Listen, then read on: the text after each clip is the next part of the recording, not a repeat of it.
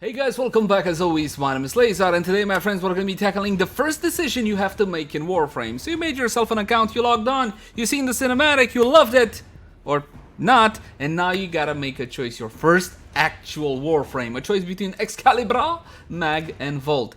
So my goal here today is to give you and try to relate the overall feel of these Warframes and try to explain to you exactly kind of why you should really base your decision on personal preference, and let me get into that.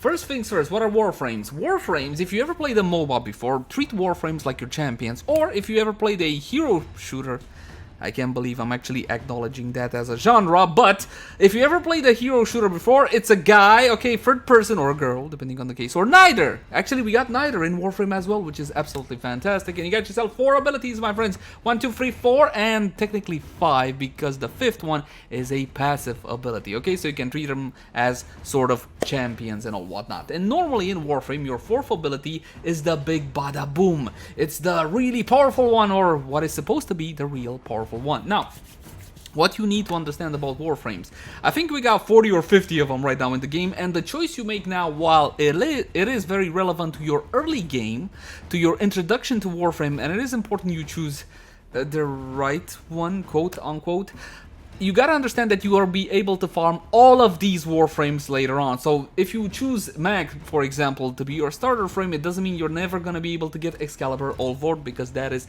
100% false. All the Warframes in the game, with a couple of very tiny exceptions, are farmable and all whatnot. Excuse me for a second. Done. Now, let's begin with Excalibur. Excalibur is the poster boy of Warframe, and if you prefer melee-oriented combat in third person, yes, there is no way to switch to first person in Warframe. You should know that, which is what I didn't when I started off. So you cannot switch to first person. Now let's have a quick look over his ability, starting off with his passive. Excalibur deals 10% increased damage and attacks 10% faster when wielding sword. So essentially, you got yourself a primary weapon in Warframe, a secondary weapon, and a melee or melee weapon as well. Now, some of these Warframes also have exalted weapons, which are kind of like on top. They use their power to conjure up some kind of ability, some kind of weapon, and in the case of Excalibur, you can meet that 4th ability called Exalted Blade, and this will be basically your bread and butter when it comes to Excalibur. Summon a sword of pure light and immense power, and basically you whoosh and you swoosh. As you can see in this small little intro here, essentially with every single slash that you get by pressing your E key, if you're playing PC, yes, you simply press E, that's your melee key, you're gonna be sending out those waves of energy that will be cutting down foes. It has a drain, damage, etc. You shouldn't really mind too much the stats that you see right now on your screen, because you don't know what those means, and if I was to go really in depth on them, I fear I might be losing you, so we're going to be talking about stats later. Radial Javelin, his third ability. Now this one, Radial Javelin, impales nearby enemies, inflicting bleed status. Bleed status is the most powerful effect in the game right now. It means damage over time effect, okay? So basically it applies a damage over time effect to your enemies. Now, Radial Blind is a crowd control ability. This is going to be your second ability. Emit a bright flash of light, blinding nearby enemies, and this is going to help you a lot when surviving. Out of the 3 Warframes that are presented to you right now, Excalibur is the most tanky, even though Excalibur can't really be called a tank per se. If you want to prioritize staying alive more and you enjoy melee combat, this is definitely gonna be the way to go. And Slash and Dash is such a fantastic ability. I remember starting out with Excalibur because 4 or 5 years ago I started out and Excalibur was my Warframe of choice. This is gonna make you feel so powerful early on in the game. It's a frontal slash. Essentially you dive forward, you kill everything that's in front of you at early levels, because you know what, and also slash damage like we were talking about earlier. Warframe does a fantastic job of making you feel really powerful early on and really inadequate later on in the game, but more on that some other time. So that's pretty much it for Excalibur. Again, your choice should be made on what feels better for you, and my goal is to give you the overall feel of these Warframes, and you should choose the one that you think you would enjoy more in actual gameplay. Mag. How can I describe Mag? If Excalibur is the poster boy of Warframe, the Warframe that you see everywhere, I like to describe Mag as if Magneto had a daughter, only not really. Does that make any sense? Probably not, but this is Mag. Essentially, she is a magnetizing sorceress, dangerous of sorts. Now her passive ability right here, nearby items gravitate towards mag for easy collection, especially when you bullet jump. What the hell is bullet jump? I have no idea. Well, in Warframe, essentially you have the following command. You slide forward while running and then you jump, and you're gonna do like a bullet jump. Now these bullet jumps are our tools for getting around missions really quickly. When you start out in Warframe as a new player, you will see that veterans around you go really quick through these missions using primarily that bullet jump. You should not feel inadequate, like I felt inadequate for quite a long time. Yes, veterans is normal for veterans or people that know how to play the game to do things really quickly. You will learn pretty quickly. First thing you gotta do in terms of parkour or motion is to learn that bullet jump, and don't worry, the tutorial will tell you. Where was I? Oh yes, the abilities. Her first ability, this one is called Pull. Mag stuns enemies as she manifests a magnetic vortex. The vortex pulls in polarized shards and stunned enemies to place them directly in front of her. And you probably already don't understand something. What the shards about? Because you see, again, Warframe doesn't really do the best of jobs of explaining things in the right order. Now you can generate these bloody shards. Take a look at her third ability. This one is called Polarize. I love this one. Emit an energy pulse that depletes enemy shields and armor as it restores ally shields. Yes, in Warframe you have damage mitigation properties. For example, some enemies will have shield. They're blue and they, well, have a shield. It's a pretty self-explained thing. And some enemies have armor. The guys with orange health bars or yellow health bars, that means armor. Debris left over from the pulse become polarized shards. So this is basically how you generate those shards that the first ability was referring to. Nearby polarized shards orbit mag and cut enemies, inflicting bleed status effect. Now you know what we were talking about earlier with Excalibur, bleed status effect, most powerful in Warframe currently. Yes, it is actually most powerful. Now her second ability is called Magnetize. This is a dual execution ability. It has two different ways of using it, and you will meet things like this throughout Warframe. Now it has a tap, enclose a target in a magnetic field that ensures nearby enemies and deals damage over time. The field pulls polarized shards that orbit mag, you know, we were talking about her, the shards, yes, and shrapnel into the deadly mix. Now here's the thing, here's how people use this. You take a big enemy, you put Magnetize on it, and then in that bubble you hit with projectile-based weapons. Like we said earlier, you got your primary, secondary, and your melee weapon in Warframe. Some weapons are projectile-based. That means they don't fire hit-scan bullets. What they fire is arrows or grenades or anything of the sort. Anything that would be considered actually a projectile going through the air, yes? And when you put those projectiles into Mag's bubble, they essentially start orbiting and hitting that target multiple times, which is why Mag's bubble, which is magnetized, plus any projectile-based attack in Warframe equals love, no questions about it. It's as simple as that. Even though now that saying it out loud, it didn't really sound all that simple, did it? But that's not important. What is important, the second way you can use Magnetize. Hold, Mag surrounds herself in a magnetic field that absorbs ranged attacks and reflects damage back in a destructive cone. This is pretty self-explained. It's a damage mitigation ability. Don't think about it too much. Again, if you're having trouble surviving, you want to go this route. And again, we're going to be ignoring all the stats for now. That's a talk for when we get to modding, because all of these Warframes, all of the weapons you're going to be getting, all of your companions, you're going to get kitty cats and doggies and little flying weird things above you.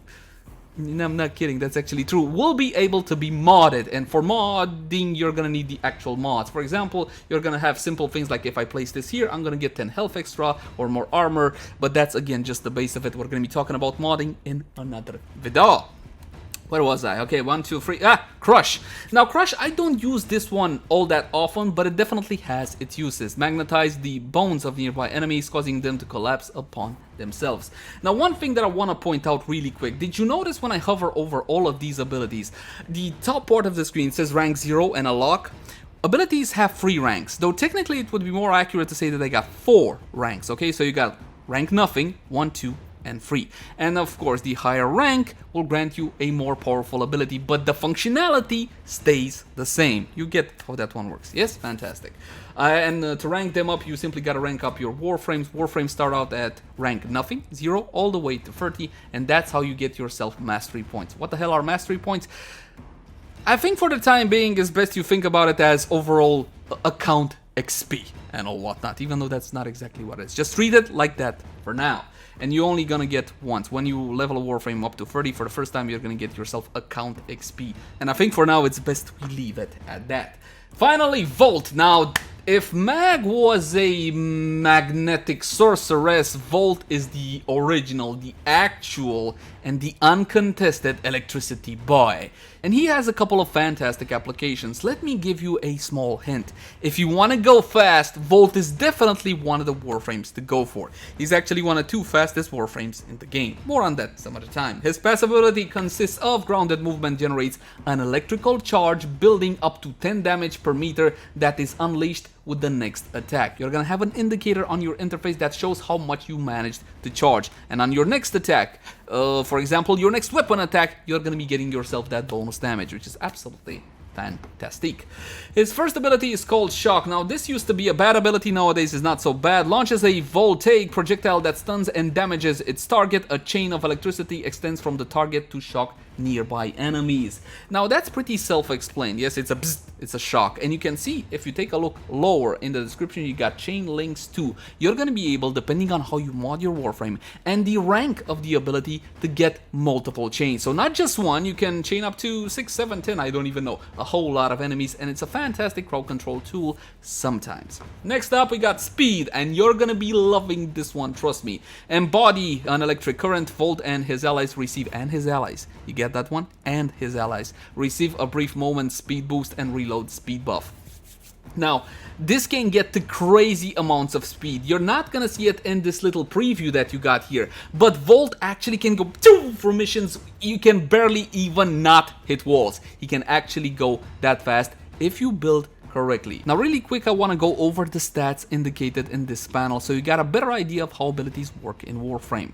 Now, you got yourself a drain of 25. What the hell does that even mean? When you activate your ability, that is the cost. Certain abilities in Warframe also have a consistent drain. They are channeled abilities. So, for example, if you activate an ability, let's say Super Ultra Shield, it's gonna be slowly draining away from your energy. Now, that doesn't mean you can't replenish your energy through some other means, and that's when modding comes into play. So again, in this case, you activate your ability, you gotta have at least 25 energy, and you should treat energy as your mana of sorts. Yes, radius 25. When you activate your ability, that means that you're gonna be, think of it as a pulse 25 meters around you, and you're gonna be getting your buff to everybody in the party. So essentially, Vault players that want to help out their friends, want to help out their teammates, their squad mates, as soon as the mission starts, first thing you gotta do, press your 2 ability, everybody gets speed, you're gonna be going through the mission a whole lot faster. And my recommendation to you guys is indeed to play public games and try to play with other Tenno. But Warframe is fully playable solo as well. The duration 9 seconds, obviously self-explained on this one. If you're gonna be having a duration over 9 seconds, that means the buff lasts 9 seconds, yes? And then you gotta reactivate it again. If you build on your Warframe the stat called duration, guess what it will do? It's gonna increase the duration of your buffs. Not just this one, all of them can get a benefit from duration. Well, all of them that actually have that specific stat. Now, when it comes to the drain, if you want to lower the drain, let's say, hey man, I don't like the fact that it costs 25 energy, you can build something like efficiency and the drain will go down. Reload speed 10% and speed multiplier 1.75x. Pretty self-explained, yes, but let's say you want a more powerful buff. Dude, I want to go even faster. Build a stat called power strength. That represents the power, how powerful, how strong the ability is. That's what you build on your Warframe if you want the actual speed multiplier and reload speed buff to be grander and all whatnot. Now, I went into this a little bit just so I can give you the overall idea of what these stats can do. Electricity Shield, fantastic for damage mitigation. This is going to be a survivability tool for you. Volt deploys an electric shield that blocks projectiles. But here's what the ability doesn't tell you, because this is Warframe, and in Warframe you never get to know the full story unless, of course, you go to YouTube and watch a little bit of LeyzarGamingViews, and then you get to know the whole story. That, or you can go over to the Warframe wiki, which is called Fandom now, and read until your eyes bleed. Enjoy. Back to the actual electric shield, the second portion of this one is the fact that, one, well, you can also put it on the ground and then pick it up again. You can put it on the ground, hide behind it, shoot through it. Now, if you're going to be using projectile-based attacks, when you shoot the weapon through the shield, you're going to be getting yourself some extra damage. Take a look, 50% electricity. And that electricity well, it says 50% and the little thunderbolt sigil. That means electricity damage, which you probably might not know. So that gets added to your attack, which is absolutely, again, fantastic. There's a lot of facets to Warframe. There's a lot of weird synergies, cookie combinations that nobody tells you about. And by nobody, I mean the actual game. If you should really watch guides, and again, you can also read the wiki. Discharge, dude, you're gonna be loving this one. It's absolutely freaking sensational. Volt discharges the electricity that courses through him. The shockwave paralyzes and damages nearby enemies. Enemies on the edge of that shockwave are stunned. Essentially, you go up into the air, you do this animation, and all around you, you let loose that electricity pulse that damages nearby enemies. If you build your Warframe for this ability in particular, you increase your range by building range, because the default range, as you can see right here, you got your radius, yes, 20 meters. 20 meters isn't all that much, and the effect radius only 8 meters. So you build yourself the stat called range on your Warframe with the mod we were talking about, and you can get to crazy high levels. There's a build dedicated to discharge that with a press of a button can clear entire maps, which is absolutely insane. You see the damage per second over there, you see the duration of the bzzzt and all whatnot, and as before, you want more power, you want more damage, power strength. You want for the effect to last longer, the crowd control and all whatnot, you build duration. So you get how that one works. Alright, my friends. Now, a final tip for you regarding your first ever choice in Warframe. Choose the Warframe that you believe will be more fun for you. You're not missing out on anything if you choose one over the other. All Warframes in the game, with a couple of one exception, Excalibur Prime, but that's a story for another time, are farmable from the game. You will be able to farm all of these Warframes in the game quite easily, and you will want to farm additional copies because you see, most Warframes in the game have what we call a dead ability. What the hell, dead ability? Ability that most players don't use because it's simply not all that powerful. And we have, for that, the helmet system. And the helmet system, you know what it allows you to do? Take one ability from one Warframe and boom, put it into another Warframe, which again adds a whole nother layer of depth to modding, builds, synergies. It's absolutely bloody insane. But for the time being, don't you worry yourself with all of that, because that's a long way off. For now, simply choose the Warframe that you believe you will enjoy more.